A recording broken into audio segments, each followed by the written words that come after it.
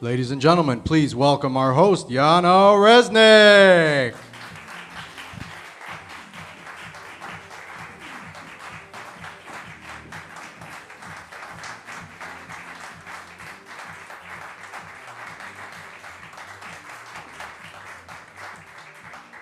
Hello, and welcome to Playful Talk with Yana Reznik.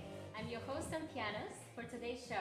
Thank you everyone for joining us online. We're very fortunate to be here, and our sponsors for today is PianoForte Studios here in Chicago, and also we're fortunate to be able to get these wonderful young artists with the help of the Rembrandt Young Artist Program and the sponsors for the competition and education outreach programs. So today I'd like to start and introduce these wonderful musicians who are a percussion trio called Sticks and Stones. Sticks and Stones. And you're in for a treat, and I would like to introduce you these three wonderful people. So I'll start with Matthias, Pergams, and he's 18 years old. Matthias has two older siblings that both play violin, which sound little Matthias hated, but was forced to start taking lessons when he was 3 by his parents. And he changed his mind when he was in 3rd grade and took on percussion. And it was very good from then. He prefers to play the melodic percussion like the marimba. And then next we have Deane. Sam is 18 years old, and his parents were very musical. Dad played in a rock band, and Mom sang. But they didn't get the musical education they wished for, so they made sure to sign their kids up for lessons. And Sam got the piano, and his brother tuba and trumpet, and his sister played the flute. Welcome. And now, next we have Heim, and Ben is 16. His father also played percussion and had a basement full of fascinating instruments. And Ben wanted to be just like his father and followed in his footsteps by starting to learn from his dad since he was 5 years old. And they started with playing on bottles and toy percussion. So please welcome Sticks and Stones as they will perform their first selection. Do you want to tell us what you will be playing? Yeah, up to you. Sam, Deane, you can go. Okay. We're playing TBM Vapors by John Elmquist. Okay, and who's John Elmquist? He's a composition faculty at our school, the Merit School of Music. Mm-hmm. And we commissioned him to write this piece for us. So these guys commissioned a work especially for this ensemble, and here it is. You're in for a treat. Okay, thank you Welcome. very much.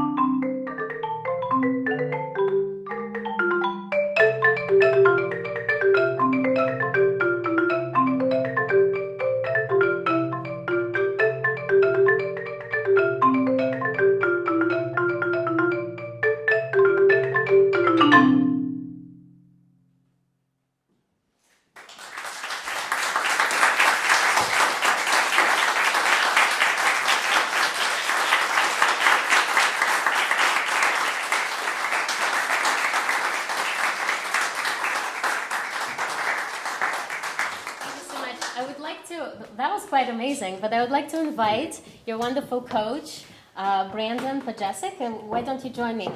Great, thank you. Great job, guys. What did you think? Oh, it's fantastic. Did they do well? Yeah, that's one of our better run-throughs of that piece, I would say. Okay. Now you can breathe out, right? Whew, okay. So what I want to ask you is, how do you go about having a commissioned work? Because how does it work? Like you say, okay, we have this wonderful ensemble. We've got 3 percussion players, right? And what happens? First of all, from your perspective, like what is it like to be in this group, and how did you guys all end up playing in Sticks and Stones to begin with? Well, I personally joined Merit 5 years ago. My 5th year I just finished. And then I was just in the program, and I was just working my way up through the percussion program, and eventually I got into what was formerly the Honors Percussion Ensemble before we changed its name. And then I just kind of, I guess, worked up in the system from there. So you have to work up in the system. I see. I guess, more or less. So what about you guys? Did you need to work up in the system, or? I was actually put straight into this group back when I think it first started. Yep, Sam was in our inaugural year of Sticks and Stones. That was last year. Yeah. Yes. Yeah. So who came up with the name? That was actually someone who's not in this group right now, but okay. was a friend Well, we of give ours him who goes to credit. Merit. Yeah, he goes to Merit. There was a friend of him who goes to Merit with us. So has it always been 3 percussion players in this group, or does it change? Could it be 5 or 6 or 7? So this actually started, this is the end of my 2nd year. So this is obviously the 2nd year of Sticks and Stones. My dream to come in was to have a percussion quartet, but I looked at the talent we had at the school, and I found that we had 3 students who were just so far above where everyone else is. There are some very, very talented players, but these 3 just stuck out so much. So you put them together. Absolutely. But then, of course, you had to find music that was suitable for this ensemble. So, Ben, tell me, what was your impression like when you heard, okay, we're getting a commissioned piece by this wonderful composer, John Almquist?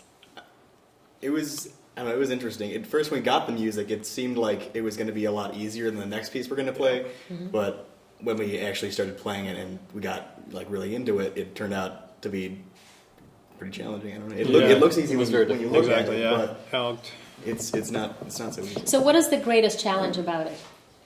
I think it's locking up the groove. Definitely, it all has to jam together, because it has the 7/8 pattern, and I go over with the 4. So you have to do a lot of counting. Right, that, and also but more so counting it to feel it a lot, to make sure you lock with the entire group. Yeah. Well, Right. very often it's a 7/8 pattern, except it exists within 4/4. Right. So Right. that's the whole feel, is to get used to feeling, oh, now it's off the beat, now it's back on the beat. Yeah.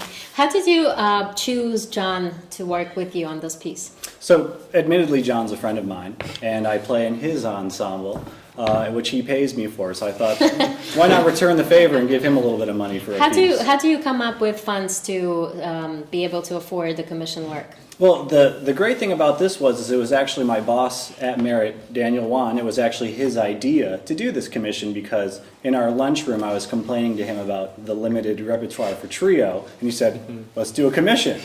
And he should know better, because once you tell me something, I take it as far as it's going to go, and that's what we did. And you're here today. Yes, thank you. Right. So tell me, to me it's always, the composer, right?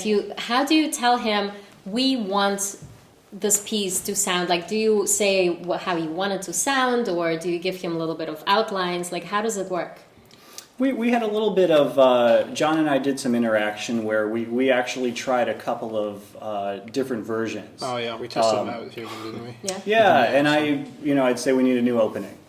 Right. We're literally Scrap the entire thing. But also he trusts my opinion greatly. So when I go to him and I say, I think we need to tweak this, he says, okay, great. Is he a percussionist himself? No, if No. you can believe it. I can't. And I started playing in his group, and I thought his writing for percussion was so fantastic that I said, I need you to write a piece for my kids. So the first time that you learned it and it was good, then John came to the coaching. Sam, what was that experience for you?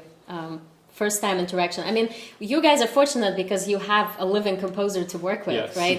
Classical pianists, we played like Beethoven, they're all dead, right? So, I could talk to them from up there, but it would be weird a little bit. But what was your experience like playing for a composer for the first time? Well, playing one of his pieces. I mean, I've worked with other local composers with other pieces, but with Elmquist, even with these two, we got to experiment with the types of instruments I think we use, and especially the mallets. He was very stringent upon that. Right. And so was he like surprised, or what was it like for him to hear it for the first time? He was going to be with us today, but he had an emergency, and Very so last minute, we say hello to John. Yeah. But what was his reaction? Because for composers, it's really cool. It's like something is coming together that they had in their minds. What did you find that was his reaction? I think he kind of says like, oh, it was great no matter what happens to it for his point. So I mean, reading him is difficult, but I think he definitely like had very specific sounds in mind for what he wanted to hear for a lot of the piece, and I think he definitely he really knew what he was doing when he was working with us, and I think it was a pretty good experience overall. I mean, he was definitely very easy to work with, and I think he was very particular about his sound. Once we got that, I think he was pretty much just like take it where you want. So in terms of the interpretation, though, how far does that go? Like, how much freedom do you guys have to actually interpret the piece? Ben, what do you think? Well, first of all, the tempo marking, that was a lot faster than we played it. So we kind of just did that on our own. I don't think we ever asked him, like, can you, I don't know, it doesn't really matter, we can just play it how we wanted. But we added, like, our own dynamics and kind of swells, and there weren't too many dynamics to begin with, so we had to kind of add what we needed and felt sounded good. So do you think that you'll want to work with other composers again? Sure, I don't see why not. For me, definitely. Yeah. Definitely. Okay. That can be dangerous as a percussionist, I'll be honest. Why? The very first time John sent me, there's lots of extended techniques in modern composition, also involving all types of new instruments. Some you have to create yourself. So sometimes before you've even played a note, you might have spent 20 hours just creating the instrument you need to. Yeah. So the first time John sent me an email to play in his group, I'd love to look back on that, because I think I had 4 or 5 questions I needed answered before I agreed to anything. But he's actually one of the most easy to work with composers I've ever dealt with. What instrument or what made up instruments wouldn't you play if somebody asked you? I don't know. I haven't said no to much. I'm going to be honest. Usually, if there's a dollar amount on it that I like, I end up doing I see. it. It's the times. That's a good lesson to learn. So, thank you so much for joining us. Thank you. Really appreciate you being Thank you. here. And Oh yeah, Mr. Podjasek. so, let's get to know you as people. Okay, we just heard what you guys did, but I'm really curious what it's like to be you. And first of all, I know, Sam, that you said that you started playing the piano, Yes. but then you really weren't into it. And what happened? Like you really weren't enjoying it so much. No? For some reason, I mean, obviously, I was just very young. I had my mind on other things, other instruments, and I wanted to explore what I could do. But for some reason, piano just didn't interest me. And it ended up being that my parents were tired of just pushing me to practice for my lessons. So I did end up quitting, but fortunately I did get back on my freshman year of high school, back when our jazz band, my high school jazz band, needed a pianist, and I just thought, well, I had an experience. So as a pianist, but then you started with percussion. What was the Yes. difference you found for you personally, between playing the piano or playing the percussion? Did something just click in you, or what was that transition like? To be very honest, I didn't know what I was going to get myself into before I started playing percussion. In fact, if I had not made a squeak out of a clarinet, I probably would have went with that instead and not even been in this ensemble. But once I started playing percussion, it was definitely something clicked in me. It's really a feeling that you can't really explain too much. It's just something that you can experience. So if I pick up some instrument right now, do you think I'll experience the same thing? I don't know what to say on I that. guess what I'm getting at is, do you feel like it takes a certain kind of talent to be able to be good at it rather than, or passion or something? I mean, Or talent do you think is- anybody can pick it up and be like, okay, I'm really great? Not quite. No. Contrary to popular belief. Yes. It's not quite how it works. So, Matthias, what was your earliest memory from your childhood of hearing the music? Of like my siblings or like a I guess professional your one? siblings. Oh, that was painful. I had to go to their like junior high school like orchestra concerts. I didn't know what was going on. I was like dazed and confused. And how old were you? I was like, oh boy, I must have been like 5 or so, 4, Right. and like in very, very young, like past toddler probably, but not much past it. So Right. So you're like, why are you guys doing this? This sounds awful. Right. Right. Yeah, it was just sounded like I'm just squeaking, and I couldn't really tell what was going on ever. So that was just So definitely. you told me that you hated strings because of it. Yeah, I despised it. I had to listen to them practicing every day, and they play the same thing over and over and over Over again. and over I again, was and just you're like, "What?" oh, please just shut up. Yeah, right. And you had to hear it anywhere in the house, so you couldn't escape, and it was rough. So what you ended up doing to kind of, so you picked the loudest instrument you could possibly find, Oh yeah, right? anything that's farthest away, I guess. Right. So how do you feel that percussion affected your other life, like in school when you were a student, and what was your experience like with your classes or?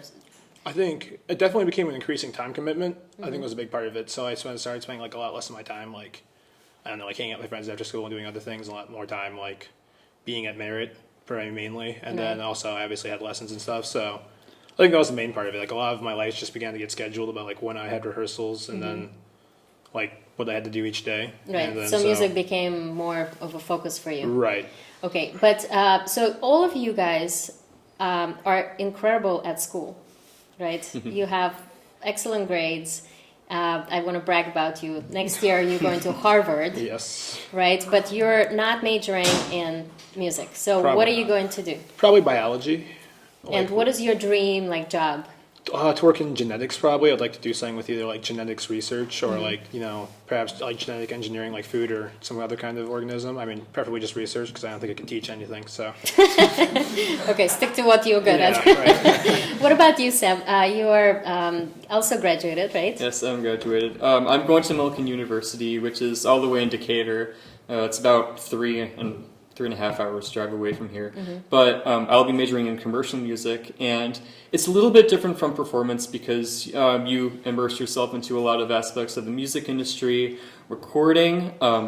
Me personally, I'd like to be a recording engineer or a studio musician as a drummer, or even as a pianist. Right. So it helps you to know the business Yes. also. And do you think that your musical background will help you become a better engineer?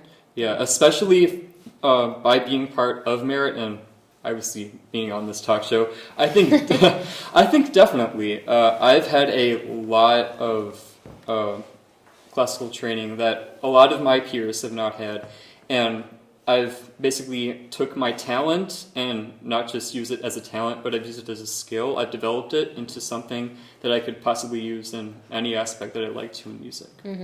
And Ben, with you, you are not graduating yet, but you already have a dream school in mind, right? All right, yeah. Yeah. Best case scenario, as of now, it's a lowly junior MIT. but MIT. Oh, shooting You for the never stars. Good You luck. got 2 years. 2 years. So- you got into Harvard. I know, right? Believe, So what would you do in MIT? I want to be a computer engineer right now, but I would like to do something with music on the side. I mean, I have a basement full of music. I don't Right. see why I wouldn't do something with that. Right, except if you go to MIT, your basement is going to have to move with you. Yep. Yep. No, it's not happening. But It's not happening. something, So do you think that playing percussion affects somehow your relationship with math or mathematics, or the way that your brain is structured, or the way that you think is more mathematical than? I guess so. I mean, yeah, because music is all counting and everything. So, I mean, math has always been one of my better subjects too. So there's a good chance it probably has something to do with it. Right. You also are into games. Yes. Tell us about that. What kind of games and what do you do with them? Well, what do I do with them? I play them. I don't know. If there's a game that looks interesting or someone tells me this is pretty fun, I'll probably buy it. I mean. Well, I saw on your Facebook that you just posted that you just went broke buying a bunch of games. Yeah. So I go to on Sundays. Sometimes I go to the flea market in Rosemont, and I like to buy like old 80s and 90s retro games and play those. So what fascinates you about those games? Is it the challenge? Is it I'm not really very good at them, but I can do Pokemon, what do you call it? Pokemon? Pokemon. Oh, I'm a master. That's about it. Does that count as a game? Yeah. Oh, of course. I have at least one game from every generation of Pokemon. Same I don't here, mean to yeah. brag or anything, but Right. So, do you build games yourself as well, or no? not really. Not really. Yeah. But is that something that you think that you might? Maybe. I mean, I took 4 or 5 years ago, I took some weird game design class at a library, but I don't know, not really. I just like playing them. I don't know. Cool. Sam, Yes.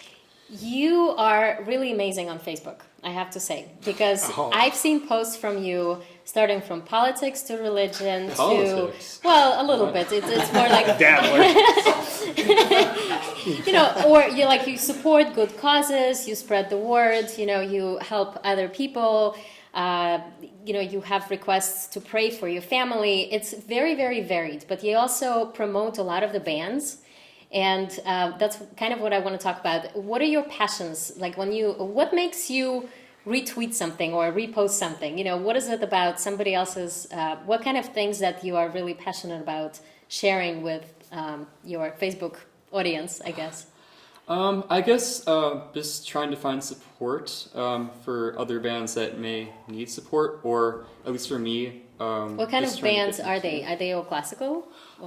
Some of them are classical ensembles. One of them I shared was a jazz ensemble. Most of them, because I kind of grew up in a small town, I do know a lot of punk bands, just local punk bands, and I just. Do you play?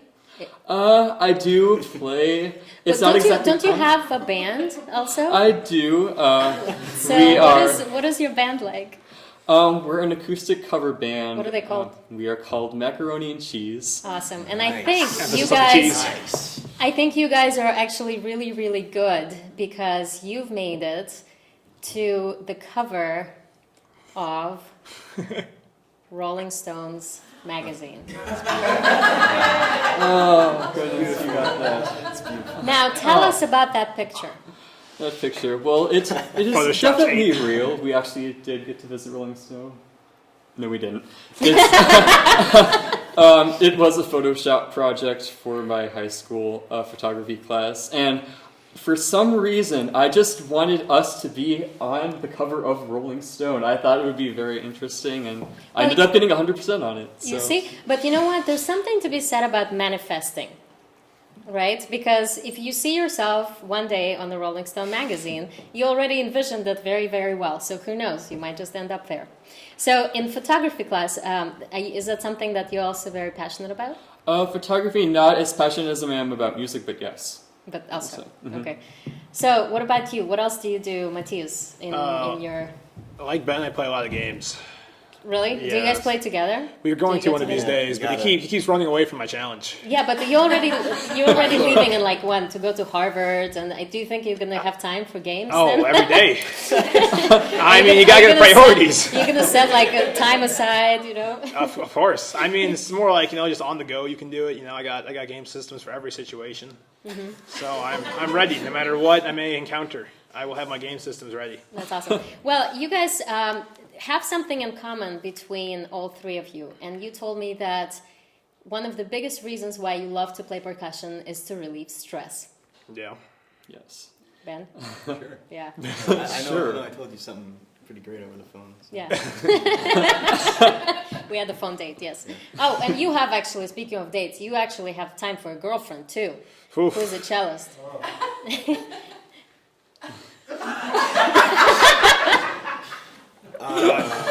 Done. Yeah, she's here. She's here. Hi, girlfriend. So, Anyway, what stress do you guys have? I mean, you seem very happy, kind of outgoing guys. What is the stress that you have to deal It's with? the summertime now, so it's all. It's all gone. good. Yeah, It's It's good for now. up to 4 a.m. Just wake at Yeah, no, 1. It's absolutely. great. Every day is But just otherwise, perfect. The nights when you have to wake, when you go to bed at 4 a.m. and then wake up 2 hours later. Yeah, that's that not. causes that's pretty stressful. It's because you play all those games, right? No. All right, Well, I not mean, always. So what do you do? well, It's just a lot of schoolwork. Exactly. Yeah, we have a lot of Yes. schoolwork, and then Sam, Deane, and I, we were in the Merritt's Wind Ensemble. They rehearse every Tuesday from 6 to 9, and I'd have my lesson then too. So I literally would not get to start my homework till like around 10 each Wow. on Tuesdays. So So you're up until 4. yeah, or So like you're like usually Superman because you literally go on 2 hours of sleep every day. not every day, but like at least a good one or like 2 days a week maybe. Maybe on average 4 hours. Yeah, yeah. I Average usually 4 go- hours. Wow, that's like great. That's pretty much what I get. Yeah, I average like 4 or More 5 than hours. 6 hours is great, and at least Yeah. last year was. No, it's true. Wow, now I feel so lucky to have my 20 sleeping all the time. Well, I will give you an opportunity to relieve a little bit of your stress right now. Oh boy. And we're going to play a little game. And this is something that I was really curious what you guys would do if you saw imagery. Because, of course, with your instruments, everything is about rhythm. But also, it's very, I think to me, drums, like, when I start doing the beats, like if I'm on the beach somewhere and we have a drumming circle or something, it really makes me feel great. I know that your instruments are very different from that. But still, I want you to go absolutely crazy wild with imagination when you see the images that I will show you. And I want you to react to each one of them however you want. It's either one person at a time or 3 of you together. You can decide what to do. But I will show you the image and we'll Alright. do a little segment and then we have about 7 of them to go through. Okay, so we'll go boom, boom, boom. Are you ready? All right. All right, are we ready? I think this is adding stress, but All okay. right. Okay.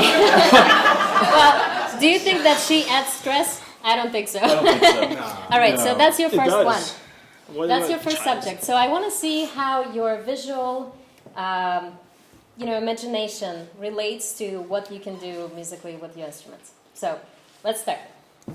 Alrighty.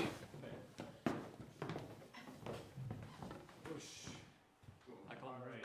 I'll get Are we using the red ones? Yeah, using I don't know. Oh, okay. Alright. I'll just I mean, it's a very happy picture, so don't go too loud. That's all I have to say.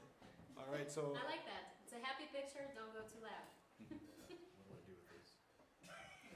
alright. Make a beat. Alright.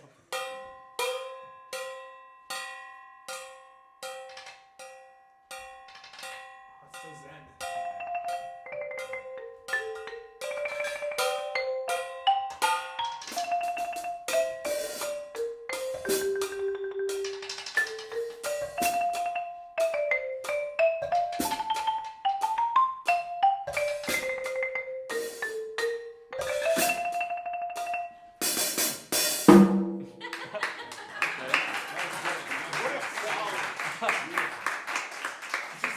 Put a beat down. Become an improv group, guys. Improv. To be honest, it's almost too similar to the last one. Let's do the exact same thing. No. Same thing. Maybe I'll change the key. Alright, do the B flat. Alright. I'll give you a sick little hi-hat groove. Oh, I would you actually play on it.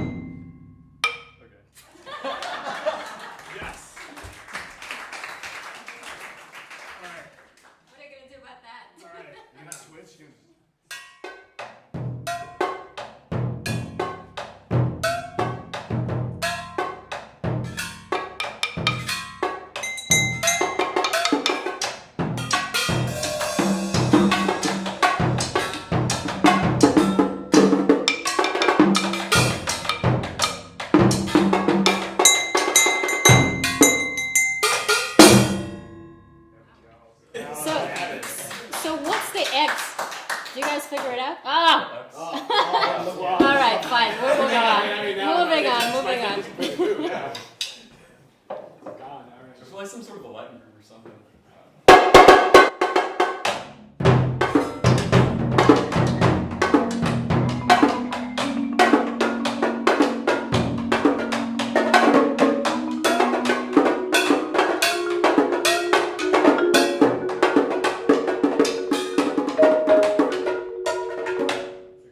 Yes. Excellent.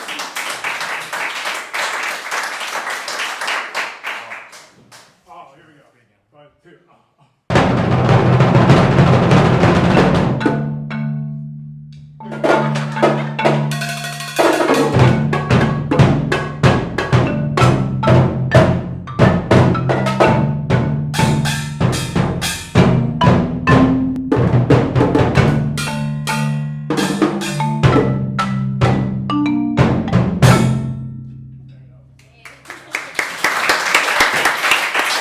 That's it. Oh, you guys are having so much fun. You're like, okay, bring them more. That's really nice of you. Thank you. Well, since you're there, I would like to for you to tell us what other piece you have for us, and All right, it's called Trio per Uno. Oh man, NJ Zivkovic, I think. I don't know. This is the first I'm meeting. assuming you haven't met that guy yet. No, no. He's famous. Yeah, yeah. First, this is the first movement. I think there's 3, right? Yeah, I hear the third one sucks, but. That's so good. Okay, but you're not playing the third movement, No, right? Okay, no. because it sucks, obviously. Okay. Can you get my gong? All right, enjoy. Yes. Okay, so yeah.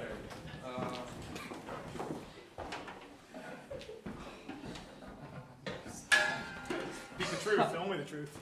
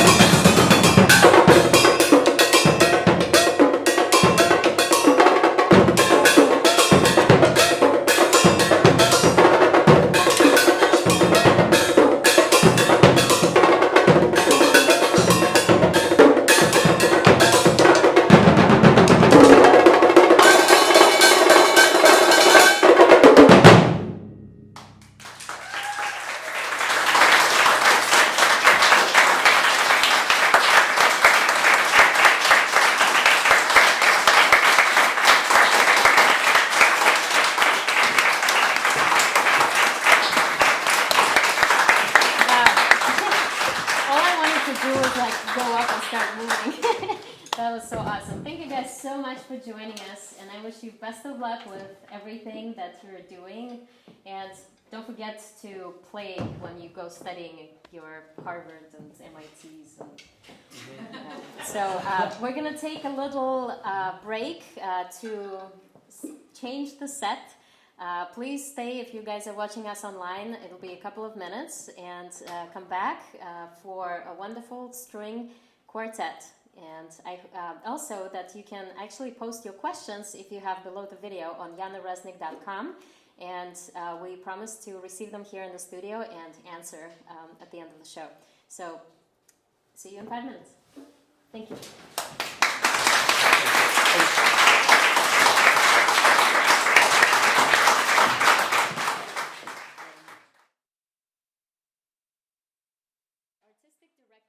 The Rembrandt Chamber Players. Welcome, Sandy. Thank you. Thanks so much for being here. I want to ask you, so you were a flutist. Yes. And still are a wonderful Yes. flutist. But for you, when you started this chamber series, when was it and why did you start the series? The series itself officially started in 1990, but the 4 founding members started playing together in 1982. So we've been, in some way, shape, or form, going for a very long time. Right, and so, and then a couple years later, and of course, Rembrandt Chamber Players, for those of you who don't know, is an incredible, very well-established organization that plays concerts, maybe 5 or 6 concerts you have a year? Or? We do 5 pairs of concerts a year in Evanston and in Chicago. Right, and the musicians that you can hear there are from Chicago Symphony, and tell us more about lyric opera and music of the Baroque. And we started as an to them in a way. And then a few years after you were playing already these series, then the idea came up to do a young artist program. Yes, one of our board members has a supremely talented son, and he's now the principal oboist of the Cleveland Orchestra, and so he did quite well.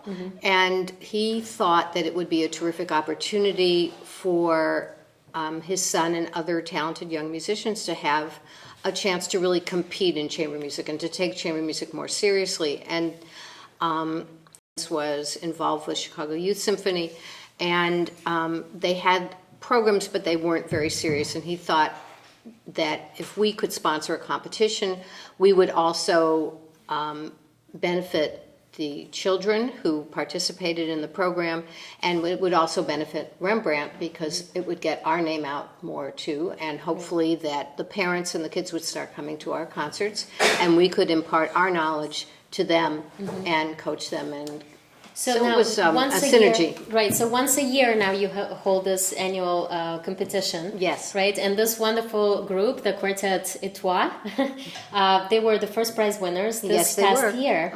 And so what do you think, you're giving them, these kids, an incredible opportunity, but what is the main thing that you want to give them with this competition?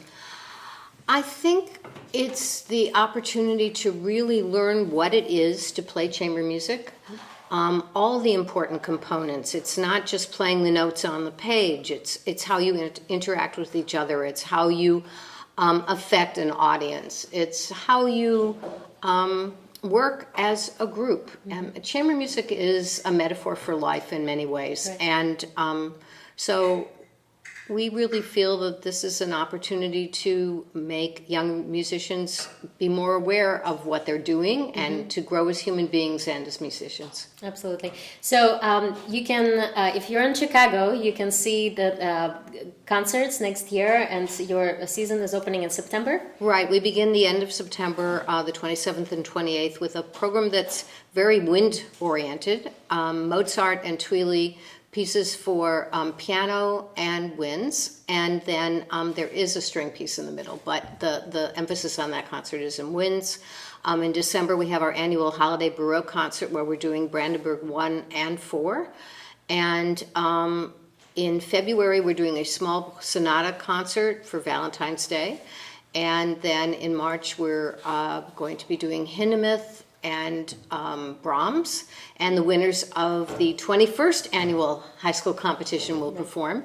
And then we're ending the year with a very interesting collaboration with Jabberwocky Puppets. We're going to be doing a Chinese folk tale called The Little Fox, as well as Till Eulenspiegel and a chamber music arrangement, and then we're ending with the Dvorak String Quintet. Wonderful. So for all the information to find these concerts, the website is? www.rembrandtchamberplayers.org.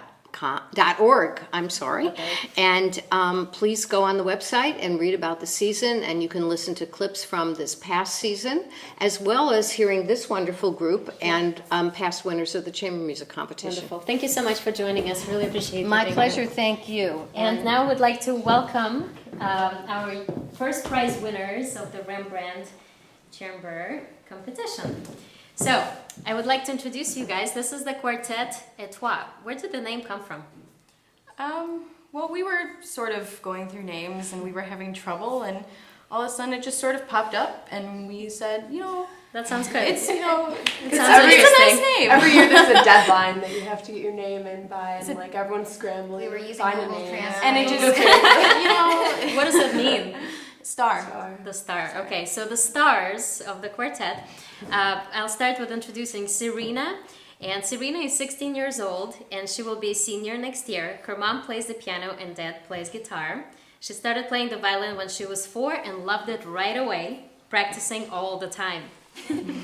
She was a cheerleader for many years and also loves to sing and going to rock concerts. Her dream is to study jazz as well as classical and be an awesome rock band. Gallia here is 18, and she just graduated from high school, and she's originally from Chicago and started playing violin when she was 5. Her grandfather was a tenor, so he wanted Gallia to play the violin, but her mother wanted her to play tennis. So mom made a deal that she would start both the violin and tennis and see what she is better at. Well, since Gallia couldn't kick the ball over the net, she ended up being a violinist. Gallia likes to write short stories, watching Netflix, like most kids, hanging out with her friends, and especially this quartet. And next year, she's going to be at Colburn Conservatory pursuing her musical career as a soloist. She would love to have a solo career, but is also very passionate about chamber music. So Alex here is 17. And she was born in Korea and moved to the United States 4 years ago with her family to receive a great education. She started taking piano lessons when she was 3 and cello when she was 6.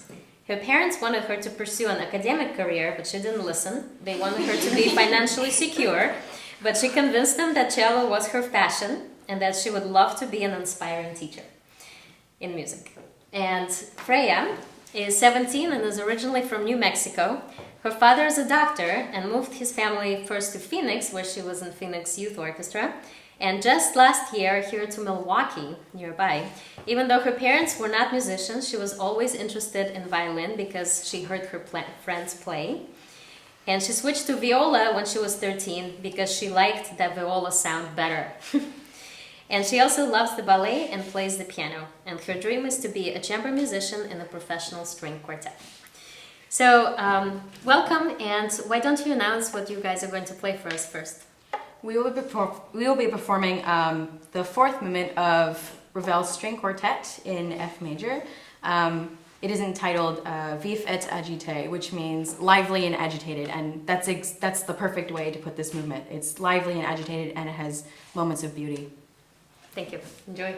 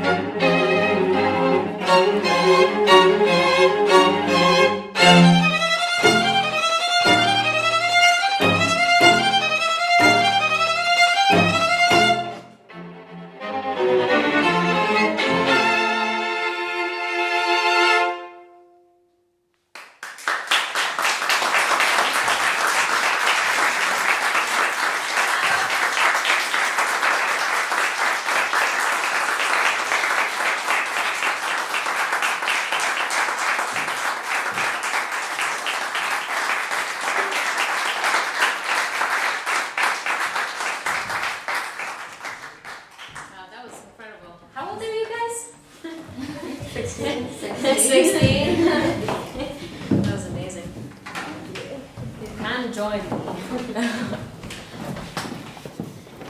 How do you feel now? Sad. Sad? It's our last Sad. performance. Oh, yeah. Oh no! We're gonna have a crying party now. Yeah. So, what has this journey been like for you? I mean, this is quite amazing that you guys. How did you start? How did you come together? And how did you meet? And how was Quartet formed? Tell me. We are all part of the Music Institute of Chicago's Academy program, which is the elite program of the Music Institute of Chicago, and you have to audition to get in, and all of us have been in it either for 1 year or for many years. But every year we have chamber music, so we get assigned these groups by the teachers and directors, and this year we were all placed in a group together, and I don't regret that. So this is your first year playing together? Yes. Wow. You guys sound like one person. That's pretty incredible. So, coming from different backgrounds, right? You guys all have kind of different paths and different goals in life and etc.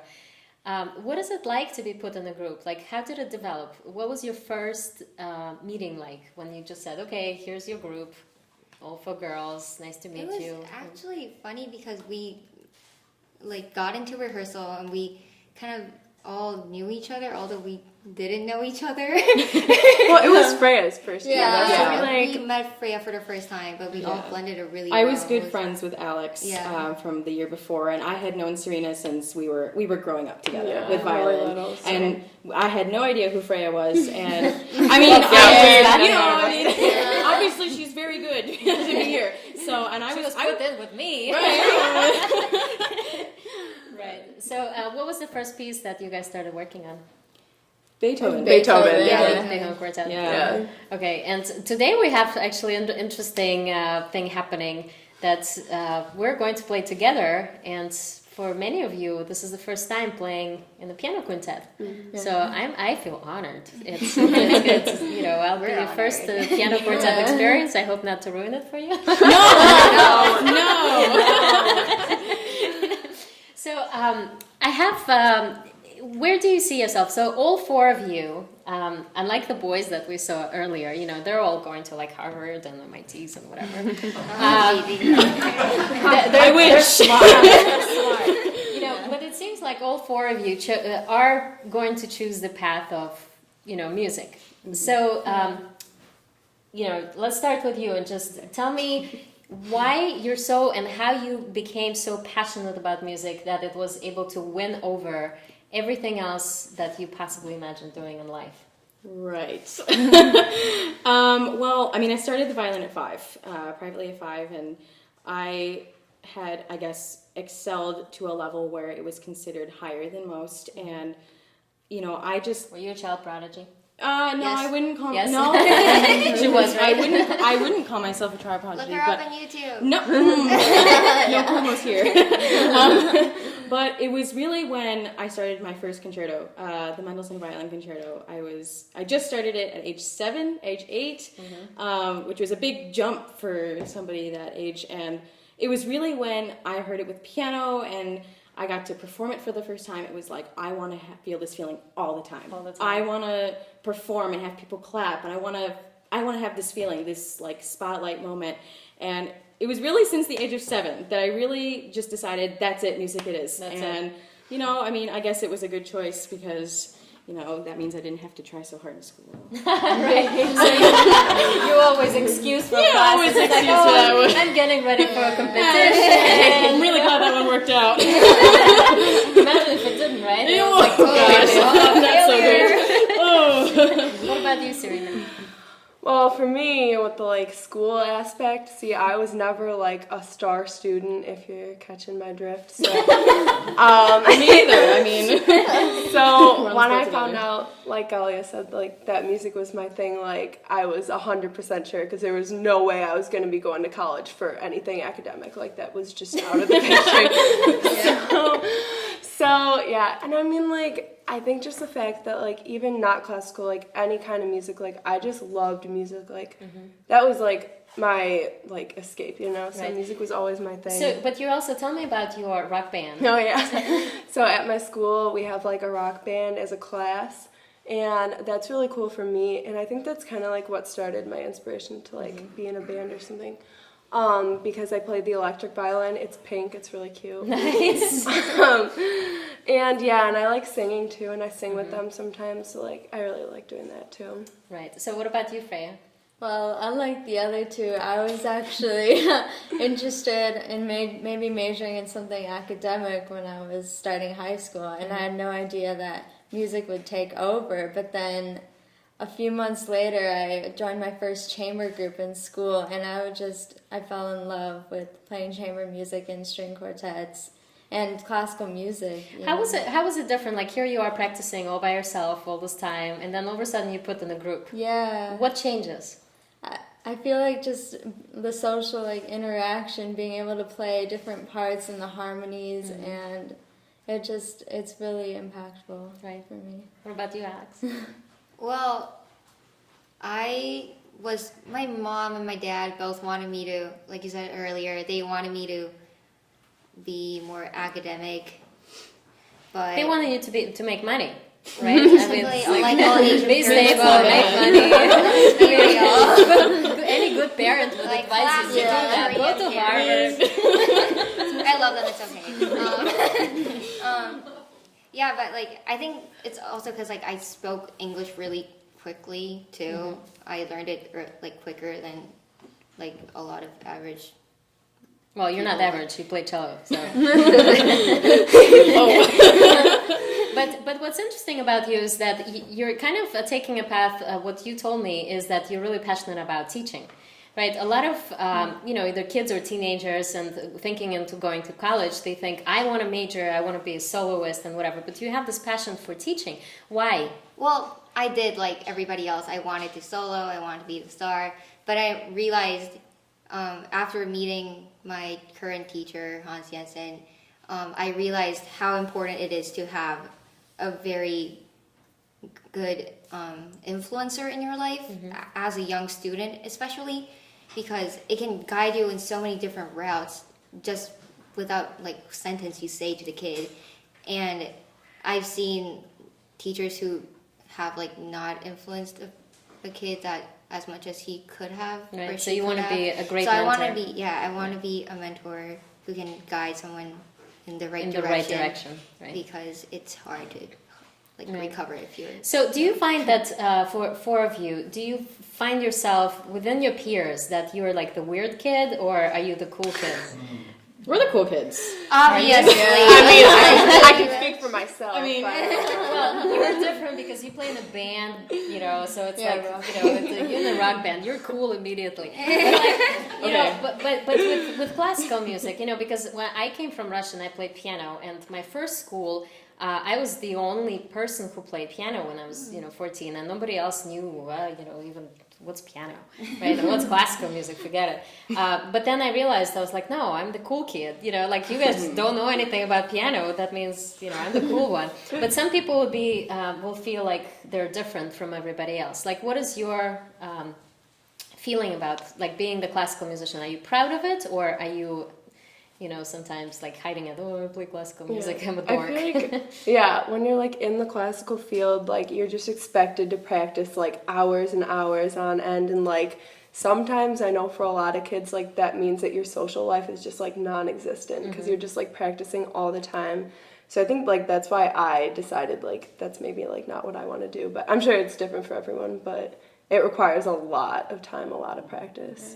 Right. I mean, when I was in elementary, middle school, I went to a private school, and they didn't have an orchestra. So I was the only one actually pursuing an instrument. Right. And, we'd always have these talent shows every year, and I'd always be either the last person to play or the first person to play, and it was a pressure for somebody that was, growing up. And, I never knew whether it was like a good thing that I was doing that or a bad thing, because I'd hear mixed reviews from my friends. Like, oh, you were awesome, but I hate classical music. You're like, thanks. And so I'd be like, wow, thank you. And I wasn't sure if that's like a compliment or like not a compliment, but I think when I entered high school and I actually did have an orchestra, and I'm the only one this year in my orchestra that actually did pursue a musical like performance, like I'm doing violin performance, and it was hard to tell people like, no, I'm not going into psychology or I'm not going into biology, I'm going into violin performance. Yeah. And they give me this look, and and it's always hard to look at. It's really hard to look at, but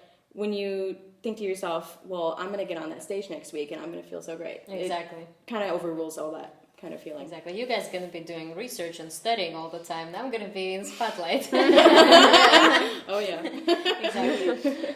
So if you had to look ahead maybe like 15, 20 years and with absolutely no limits to your imagination of any sort, like don't say something like, well, I don't know if I'm good enough, like absolutely no boundaries, what would be your dream like?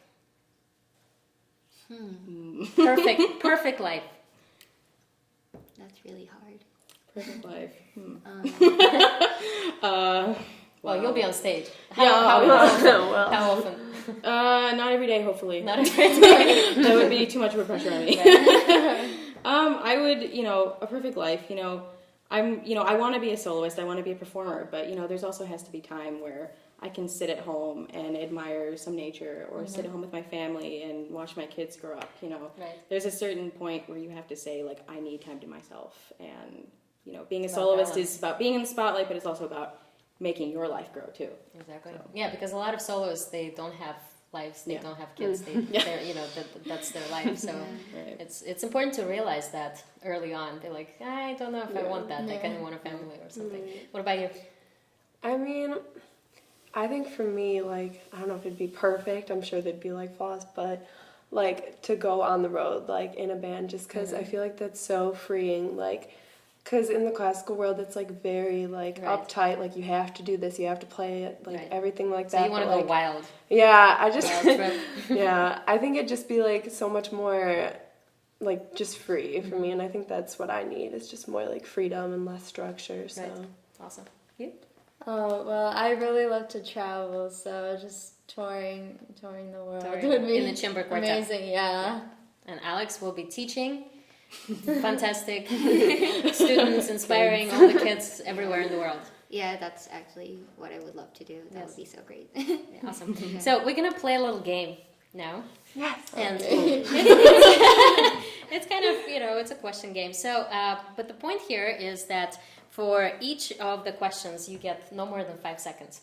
And we're going to go... Oh, gosh, I'm not good at this. Man. There's no wrong answer whatsoever. This is not gosh. like Einstein quotes or whatever. And we'll go just... each question goes to the next person, and then we start over again. Okay? Oh. Okay. Are you ready? Oh, gosh. All right. I don't know. Okay, time. Beep. Okay. In what piece do you wish you could erase some notes? Brahms Concerto. Awesome. What do you do if the audience member is noisy? Tell them to be quiet. From stage. Okay.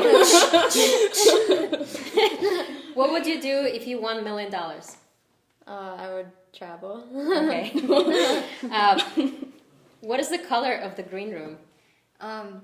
Beige. It's not green? Maybe. I think it was red. I don't know. Okay, does your instrument have a name? No. I'm not that cool. I'm not that cool, I'm sorry. How much do you practice?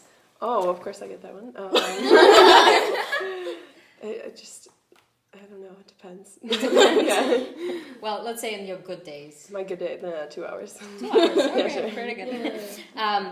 Do you geek out talking about music? Geek out. Sometimes. It depends on the piece. Yeah, you do. Depends on the Yeah, you do. Oh, she does. Yeah, you do. Well, how do you feel about sports? Not my thing. We all love sports. What is the Stanley Cup? Super Bowl, What's going on? Are we the Bears? What? What is the craziest thing you've ever done? Think twice. Oh. I give you 10 seconds. Oh gosh, eating a snail. That's What? weird. Eating a snail. A A snail? Eating Pretty snail. crazy. That's, I don't know. I That's don't. like What a rebel. It's called like escargot. Yeah, but it's like a snail. Like a real. Like if you think raw about the snail? snail and you eating That's it. like a delicacy, though. It is a delicacy. But if you with think, garlic but think and, about like, the actual butter, snail. oil. I don't know. It could be good. So long it was properly cooked and so Yeah, it could be pretty good. it was alive and like moving. Okay, I'm time's alone up. on this one. We all love snails, as we find out. Okay. Okay. What is the best part about performing? Just being in the spotlight, having all the attention. Yeah. If you had the choice of being born in a different time and place, where would it be? Probably in medieval times, actually. Yeah. Where? I don't know. I just admire how everyone's just so involved in nature and everything at that time. Probably Dancers. Yeah. Yeah, Probably the in dancers. England. Ballet comes in. Where? In England. In England. Yeah. Medieval times in England. That's awesome. What profession would you not want to do? Math. No hesitation. What was the first? Well, you know what? We're gonna skip this because you already told me that. Do you get nervous? Yes. How do you deal with it? Ooh, you don't. Put up with it. You get nervous before you go on stage. I mean, I don't know. I don't want to speak for you guys, but I get nervous before I go on stage. I think everyone does. But it's like as soon as you walk Yeah. out and you put the bow on the string, it It goes away. yeah. It's done, this is it. You give You know, it the all. way I like to think about nervousness is I'm not nervous, I'm super excited. Oh, Yeah, that's a good way to say it's it. really cool. It works. Okay. Did your parents sit on your lessons, and how did you feel about it? Yes, she always videotaped. Always that over-involved mom. I love She's you. doing it now. Yeah. See, she's filming now. I told you. No, Is that I mean, that was is better that for why me. you want to go on tour and just no. I mean, it helps out because you obviously get to watch and see. Right. But yeah, she was definitely there. Who are your role models? My role models are actually a lot of Olympic athletes and ballerinas. Cool. Yeah. Yeah. Do you have any bad habits? I do this with my hand all the time. Oh. It's probably bad. Yeah. It's quite annoying. Like I was doing it just now. Yeah. Just now. Cracking your knuckles. No, I just playing stretch with my me. hands. Oh. It's and because my sometimes it hands cracks, are small. and then you Yeah, you're always prepared to play, basically. That's Basically, it. I attempt to make it I do grow the same longer. thing. I'm like, Because I'm so short. Yeah. what qualities in people attract you? Smart people, because I'm not smart. Oh, So somebody who is the opposite of me works great. so completely not talented. Well, no, I mean being smart is a talent. I mean, Okay. What is your favorite activity outside music? Outside music. Oh no, nothing. Cheerleading? Cheer, sure. Cheerleading. going to Bath and Body Works. Oh yeah. Oh no. Yeah. Oh no! No, If we could no. just take a second, everyone for whatever reason, when they give me gifts, decides to get it from Bath and Body Works. So literally, I have 50 bottles. I showed them all. Like they're all over They're the like- place. Everyone who's out there, It's just don't do so it. bad. You can sell them now. You should gift them. Yeah. Just put a special. This was Outside my house, a little stand. Serena Bath and Body Works. Give them for Halloween. She came out for Halloween. Little kids It'll will be love like that. Bath and Body Works stand, Just don't not don't next to eat it. it. You don't want to get sued for that. All right. Next question. What kind of movies do you watch? I mean, I watch action movies sometimes. Action? Comedies. Really? Yeah. Next. Were you forced into doing chores around the house? Was I forced? Yes. Or did yes. you do them? Kind of. That's the real question. Sort of. What kind of chores? Well, I would clean my room because my mom would not let me out of the house if I don't clean my room. But I wouldn't do anything outside of it. I would kind of do it and kind of not do it, so my mom gets frustrated, so she just kind of gave up, I think. Okay. Do you watch recordings of great musicians on YouTube? Sometimes. Sometimes. I like to have my own interpretation of things too. I like you. I like How long does it take to learn a new piece? I think it really depends on the piece, but let's say months. Ravel, that you guys just played. Ravel. Your part. To get it really Not solid, to I put feel it like it took like 2 or 3 months. 2-3 months. Right. For all of us, but Yeah. for you. For me, I don't know. She's Probably quick. 2 months. You were quick. She's quick. Yeah. She's really Couple smart, weeks. so she can Yeah. tell. Couple weeks, 1 week, 2 days, you know. An hour. Yeah. Just give it a Just she'll look at play it. it. Okay. What is your least favorite thing about practicing? Probably like a repetition. It just gets really boring after a while. Yeah, I know. Or hearing myself. How does new technology influence you, and do you use it for your music? Yes, I use the recording thing a lot, although it gets very annoying. And I also use metronomes and tuners. It's the worst. Yeah, they are the worst. You know, yeah, they're helpful. Yeah. What is your dream vacation spot? Oh, Costa Rica. Costa Rica. Awesome. And last question. Ooh. Pressure. Show closing. Oh man. This is for all of you. What would be the craziest thing you would ever dream of doing? The Oh, craziest. go thing. skydiving. Skydiving? Yeah. By- Bungee jumping. by- Okay. Traveling the world, like every single country, which Every is single country. yeah. So it's crazy. It is Pretty crazy. crazy. It's Yeah. pretty crazy. What about you? Trying to eat a snail again. Oh wow. No, It's fine. I'm desperately afraid of heights. So anything that involves heights, even like a roller coaster, that'd be You just crazy. close She your was eyes scared and of the just go for metro. it. No, We were on the metro oh today. gosh, She was sitting by the You don't want to be window. sitting next to me. I will wrench freaking myself out of out. there. Oh no. What was she doing today on Metro? She was on the metro. She was like, "Oh, I can't do it." Oh yeah, we were like going. The truth comes out. Oh no. I was on the train and I looked out and it's like like you're on the what do you Were you call on the this? high level No, or on the the high low level, level? and I'm looking Oh. down and it's like it's not even that high, but I was just like, don't like it. Oh no. Wow. Okay. I love you. All right. Well, I can't wait to make a debut with you guys, and we're going to play the Schumann Quintet. So I will be joining you guys on the first movement, and this was actually my first quintet as well. A few years ago, many years ago. But so, how do you feel playing with piano? Because today we had our first rehearsal, actually, which I was a little bit nervous, but I was like, you guys are. Oh yeah, we were a little. We were like, oh gosh, guys. Because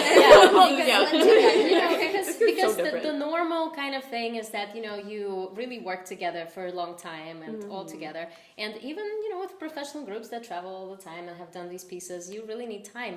But everybody lives so far away and everybody's busy and whatever. So we're like, you know what? We're gonna swing it and we're gonna meet the day of the show and we're gonna put it together and we're gonna rock it.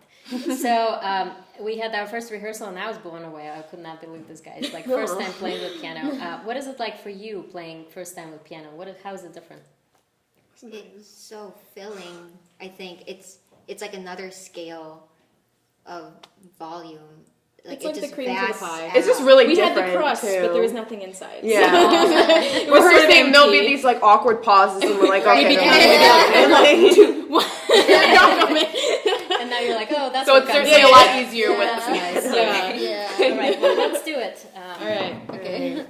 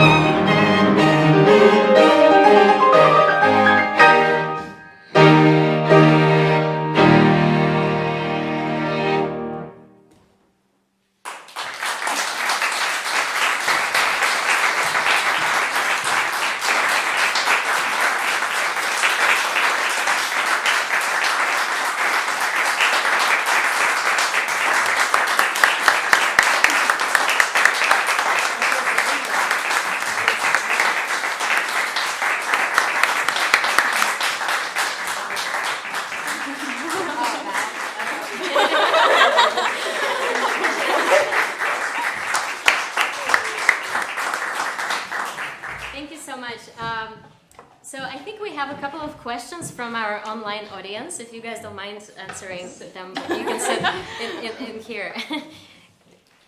If you could meet any music celebrity, who would it be? Ray Chen. Ray Chen. Ray Chen. Cellos. Is this classical world or just anyone? Anything. Oh, Music Ringo celebrity. Starr.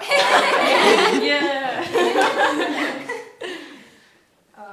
For me, it's Zach Perlman, probably. Hey.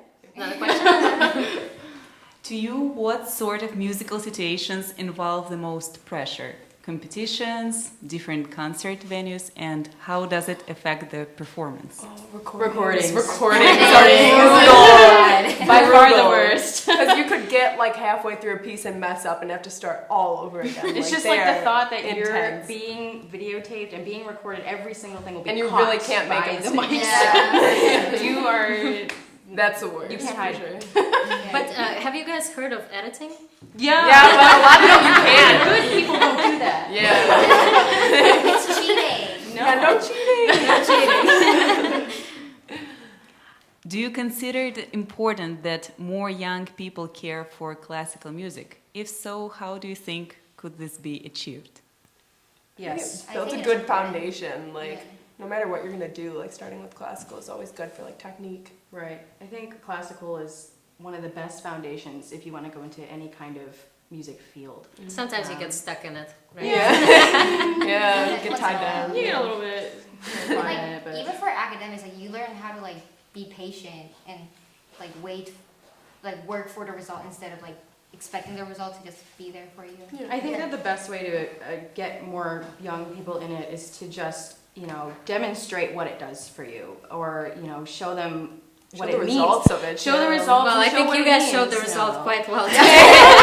Oh, well. Yeah. One more? Yes.